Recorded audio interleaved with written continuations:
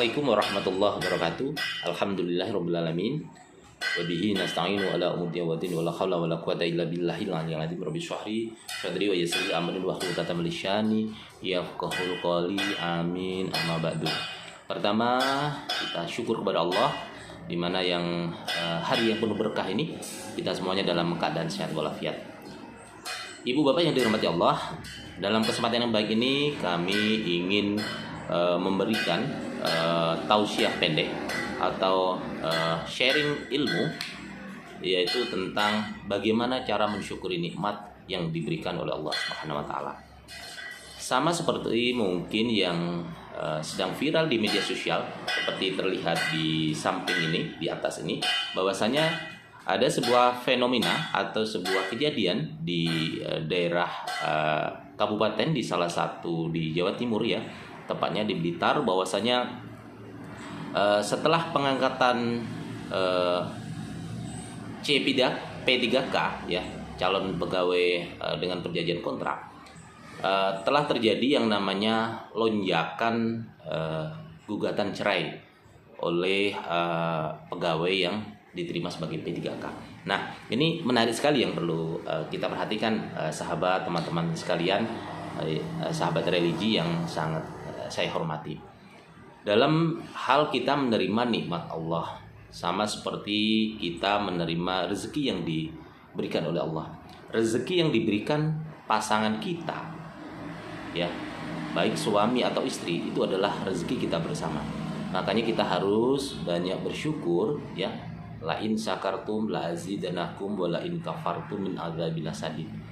Jikalau kita banyak bersyukur dengan nikmat yang diberikan Allah, maka ya nikmatnya akan ditambah. Tetapi kalau seandainya kita ini tidak bersyukur dengan nikmat yang diberikan Allah, maka siksaku akan terasa pedih.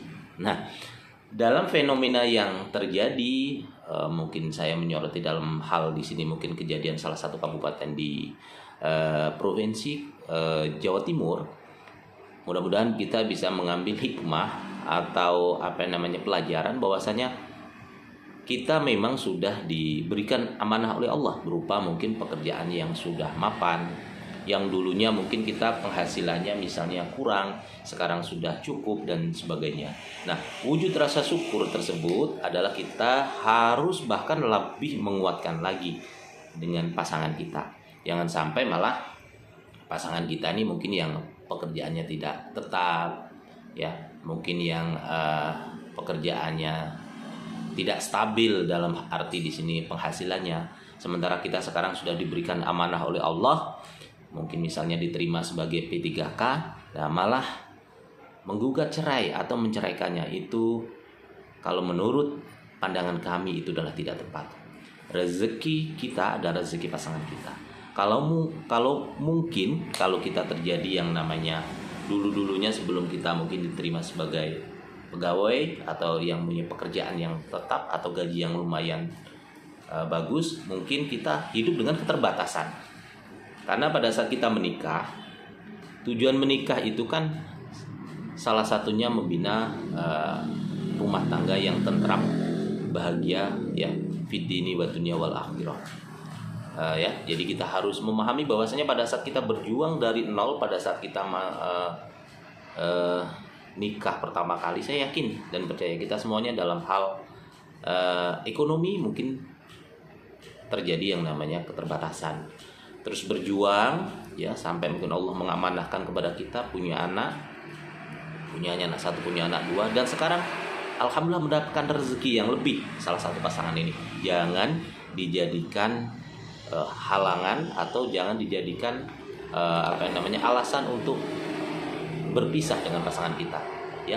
Ingat, pasangan diciptakan oleh Allah atau dipasangkan oleh Allah itu adalah niatannya adalah suci, yaitu supaya kita ini hidupnya tenang, hidupnya damai, terus bahagia, ya, baik mulai sampai menikah sampai nanti pada saat kita sudah akhir hayat, ya. Yang memisahkan itu akhir hayat, bukan yang memisahkan adalah karena pasangan kita ini mempunyai penghasilan lebih atau ekonominya sedang naik ya. Jadi naiknya ekonomi pasangan suami atau istri kita adalah merupakan berkah kita semuanya.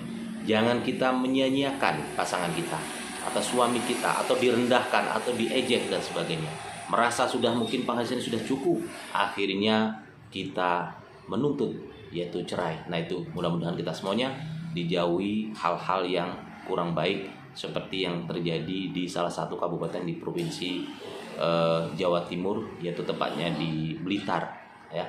Demikian yang bisa saya sampaikan. Mudah-mudahan ibu bapak, sahabat, saudara semuanya bisa mengambil hikmah di balik kejadian atau mungkin pemberitaan yang sedang viral sekarang ini. Saya akhiri, wallahu muwaffiq ila aqwamit thoriq. Assalamualaikum warahmatullahi wabarakatuh.